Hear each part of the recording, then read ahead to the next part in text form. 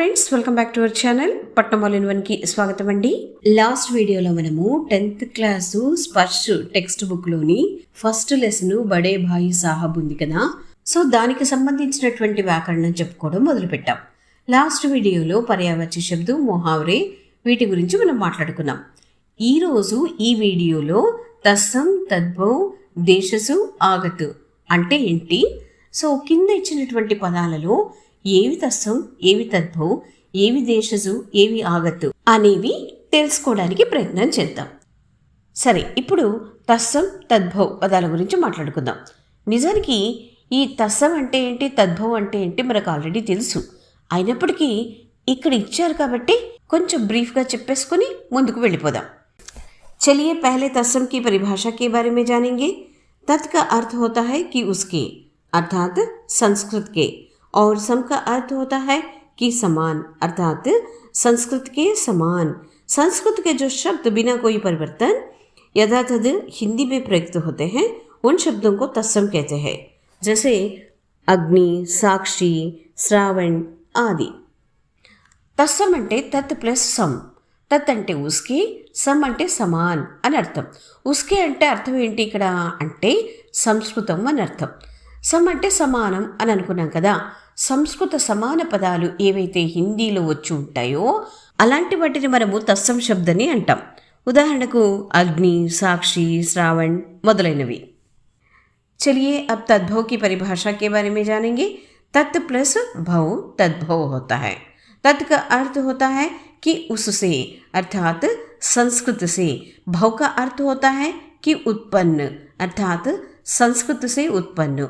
जो तत्सम शब्द रूप और ध्वनि में थोड़ा सा परिवर्तित होकर हिंदी में प्रयुक्त होते हैं उन शब्दों को तद्भव कहते हैं, जैसे आग, साखी, सावन आदि.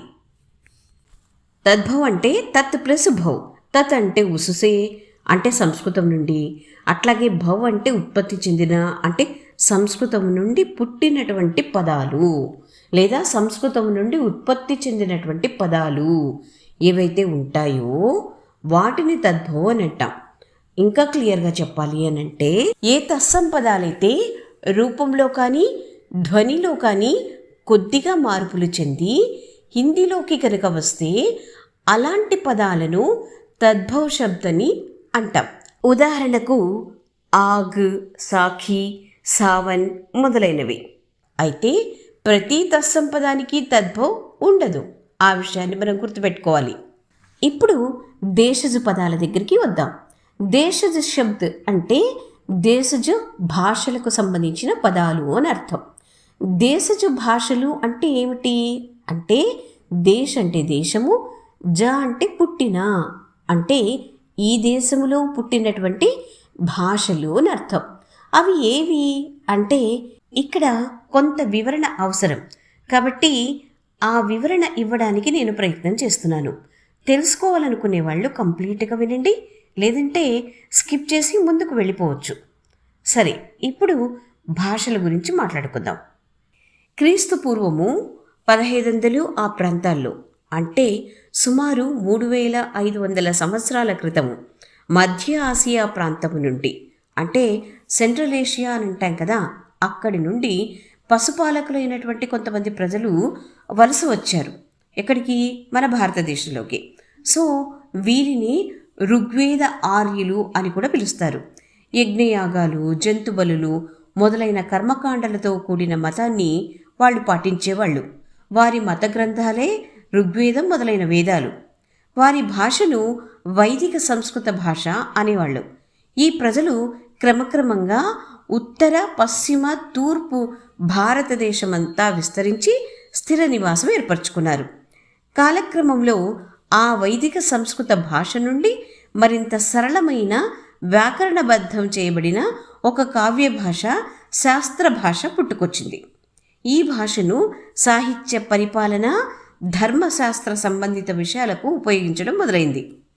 వైదిక సంస్కృతం నుండి కొత్తగా వికాసం చెందిన ఈ భాషని మనం ఏమంటామంటే లౌకిక సంస్కృత భాష అని అంటాం. మనందరికీ తెలిసిన సంస్కృతం ఇదే.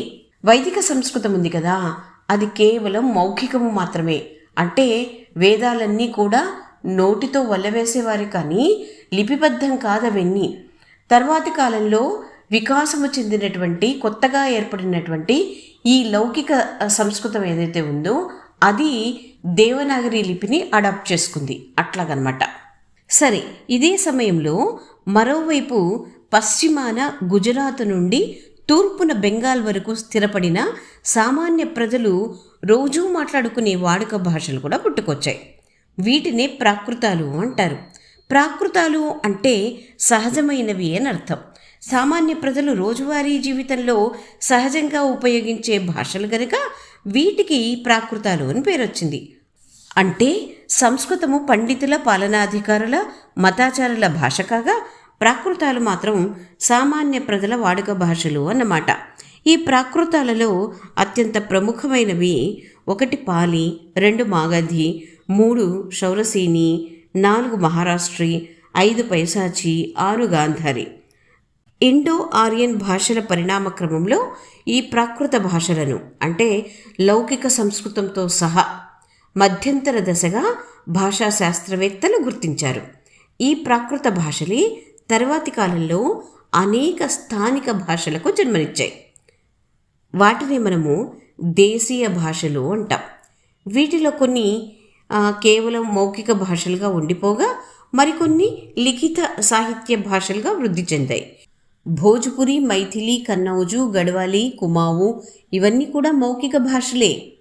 ఇందులో కన్నౌజు తప్ప మిగతా భాషలన్నీ కూడా ఇప్పటికీ సజీవంగానే ఉన్నాయి.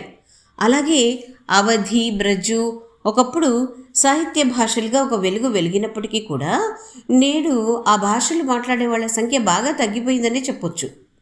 ఖడీ బోలి అనే స్థానిక భాష సంస్కృత, పర్షియన్, అరబిక్ పదజాలాన్ని పెద్ద ఎత్తున స్వీకరించడమే కాదు, తన చుట్టూ ఉన్న ఇతర స్థానిక భాషా పదజాలాన్ని అంటే అవధి, బ్రజు, మైథిలి, భోజ్పురి, హర్యాణవి ఇలా స్థానిక భాషలకు చెందిన పదజాలాన్ని కూడా తనలో కలిపేసుకొని హిందవీ అని ఒక పెద్ద కావ్య భాషగా ఎదిగింది.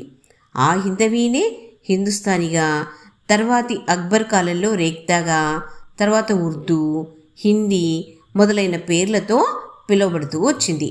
అలా ఖడీ బోలి అనే స్థానిక భాష ఉర్దూగా, హిందీగా అభివృద్ధి చెందింది అదనమాట. అలాగే గుజరాతీ, మరాఠీ, ఒడియా, బెంగాలీ ఈ భాషలన్నీ కూడా ఆధునిక సాహిత్య భాషలుగా వృద్ధి చెందాయి. అయితే ఇక్కడ మనం మరొక విషయం గుర్తుపెట్టుకోవాలి. ఏంటది అంటే ఈ తత్సం పదానికి మూలం ఏది అంటే ఇదిగో ఈ సంస్కృత పదం అని చెప్తాం. అలాగే ఈ తద్భవ పదానికి మూలం ఏది అంటే ఇదిగో ఈ తత్సం పదం అని చెప్తాం. అట్లా ఈ దేశజ పదానికి మూలం ఏది అంటే చెప్పడం కష్టం. ఎందుకట్లా అంటే స్థానిక భాషలు డైరెక్ట్గా ప్రాకృతాల నుండి వెంటనే ఏర్పడలేదు. వేల సంవత్సరాల కాలం పట్టింది. ఈ వేల సంవత్సరాల కాలంలో ప్రాకృతాల నుండి ఎన్నో అపభ్రంశలు దాటుకొని భాషలు అనేక మార్పులు చెందుతూ చివరిగా స్థానిక భాషలు ఏర్పడ్డాయి. కాబట్టి ఈ దేశజ భాషలకు చెందిన పదాలకు మూల పదం చెప్పడం కష్టం. సో దేశజ భాషలు అంటే ఈ దేశంలో పుట్టిన లేదా జన్మించిన స్థానిక భాషలు అని అర్థం. దేశజ శబ్ద అంటే ఏ స్థానిక భాషలకు చెందిన పదాలను హిందీ తనలో కలిపేసుకొని ఉంటుందో ఆ పదాలను దేశజ శబ్దని అంటారు. అవేవో ఇందాక చెప్పుకున్నాం, మరొకసారి గుర్తు చేసుకుందామా? అవధి, బ్రజు, భోజ్పురి, మైథిలి, కన్నౌజు, బుందేలి, గఢవాలి, కుమావు, హర్యాణవి మొదలైనవి. సరే, ఇప్పుడైతే ఆగత్ శబ్ద్ అంటే ఆగత్ భాషలకు సంబంధించినటువంటి పదాలు, వీటి గురించి మాట్లాడుకుందాం. సో ఈ పదాల గురించి మాట్లాడుకునే దానికంటే ముందు భాషల గురించి మాట్లాడుకుందాం. ఏ భాషలు అంటే ఆగత్ భాషలు. ఆగత్ భాషలు అంటే అర్థం ఏంటంటే బయట నుండి మన దేశంలోకి వచ్చినటువంటి భాషలను ఆగత్ భాషలు అని అంటాం. అవేవి అంటే ఇక్కడ మనకు బ్రాకెట్లో ఇచ్చారు. అంగ్రేజీ ఏవం ఉర్దూ ఆబ్లిక్ పెట్టి అరబీ, ఫారసీ అని ఇచ్చారు. అంగ్రేజీ అంటే ఇంగ్లీషు, ఓకే, ఇది బయట నుండి వచ్చినటువంటి భాషని. ఓకే, నెక్స్ట్ అరబీ, ఫారసీ అన్నారు. సో ఇవి రెండు భాషలు కూడా బయటి దేశంల నుండి వచ్చినటువంటి భాషలే. ఓకే, ఇక్కడ ఉర్దూ ఆబ్లిగ్ అరబీ, ఫారసీ అని పెట్టారు. దీని అర్థం ఏంటంటే ఉర్దూ లేక అరబీ ఫారసీ అని అర్థం. అంటే ఉర్దూ అన్నా అరబీ ఫారసీ అన్నా రెండిటి యొక్క అర్థము ఒకటే అని వీళ్ళ ఉద్దేశం. సో మనకు హిందీ శబ్దకోష్లో ఎక్కడ కూడా ఉర్దూ అన్న పదం కనిపించదు. ఏ పదం దగ్గరైనా ఒకవేళ అరబీ పదం అయితే అక్కడ అరబీ అని ఉంటుంది, ఫారసీ పదం అయితే ఫారసీ అని ఉంటుంది. ఒకవేళ టర్కిష్ పదం అనుకోండి, దానికి ఎదురుగ్గా తుర్కీ అని ఉంటుంది. అంతే తప్ప ఉర్దూ అన్న పదము మీకు హిందీ శబ్దకోష్లో ఎక్కడా కనిపించదు. ఒకవేళ ఏదైనా శబ్దకోష్లో మీకు ఏ పదం దగ్గరైనా ఉర్దూ అని కనిపిస్తే అది తుర్కీ భాషకు చెందినటువంటి పదంగా గుర్తించండి. ఎందుకు అంటే ఉర్దూ అన్న పదము తుర్కీ భాషకు సంబంధించినటువంటి పదము. అందుకని కొన్ని శబ్దకోష్లలో గతంలో, ఇప్పుడు కాదు, మనకు తుర్కీ భాషకు చెందినటువంటి పదాల దగ్గర ఉర్దూ అని ఇచ్చేవాళ్ళు. అంత మాత్రం చేత అది హిందుస్థానీ ఉర్దూ కానీ లేదా ఆధునిక ఉర్దూ కానీ కాదు, తుర్కీ భాషకు చెందినటువంటి పదాలు. సరే, ఇప్పుడైతే అసలు ఇవ్వడం లేదు. ఎక్కడైనా ఒకటి అర ఇస్తే దాన్ని మీరు తుర్కీ భాషకు చెందిన పదముగా గుర్తించండి. మరి ఇక్కడ ఎందుకు ఇచ్చారు? సో దీని గురించే మనం తెలుసుకుందాం. భారతదేశాన్ని అంటే మన దేశాన్ని చాలామంది ఇస్లాం రాజులు పరిపాలించారు కదా. ఢిల్లీ సుల్తానులు మనకు గుర్తుండే ఉంటుంది, చిన్నప్పుడు చరిత్రలో చదువుకొని ఉంటాం కదా. వాళ్ళు ఢిల్లీని రాజధానిగా చేసుకుని దాదాపు 300 ఏళ్ళు పరిపాలించారు.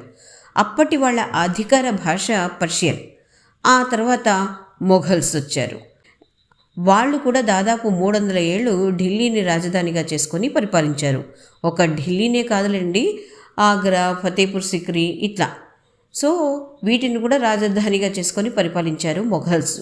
సో మొఘల్స్ టైంలో 2 అధికార భాషలు ఉండేవి, ఒకటి పర్షియను, 2 హిందుస్థానీ. సో పర్షియన్ గురించి మనకు తెలుసు, ఇది వాళ్ళ భాష. మరి ఈ హిందుస్థానీ అనేది ఎవరి భాష, ఎక్కడి నుండి వచ్చింది, దాని గురించి తెలుసుకుందాం. అప్పుడు వాళ్ళ దగ్గర పెద్ద ఎత్తున సైన్యం ఉండేది కదా.